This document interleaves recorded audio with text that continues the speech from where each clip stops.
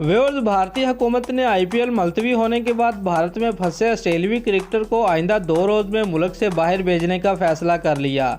भारतीय मीडिया के मुताबिक भारत में फंसे ऑस्ट्रेलियाई क्रिकेटर, कोचेज, अंपायर और कमेंटेटर को आइंदा 48 घंटों में मुल्क से बाहर भेजा जाएगा।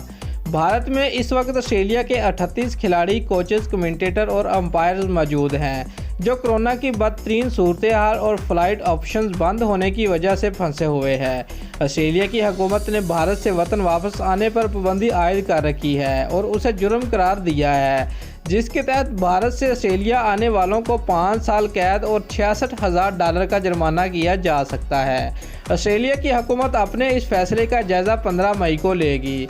ऐसे में भारतीय क्रिकेट बोर्ड बीसीसीआई ऑस्ट्रेलियाई खिलाड़ियों और ऑफिशियल्स को भारत से बाहर भेजने की मनसूबाबंदी कर रहा है, जिसमें उन्हें फौरी तौर पर महफूज तरीके से भारत से बाहर भेजा जाएगा।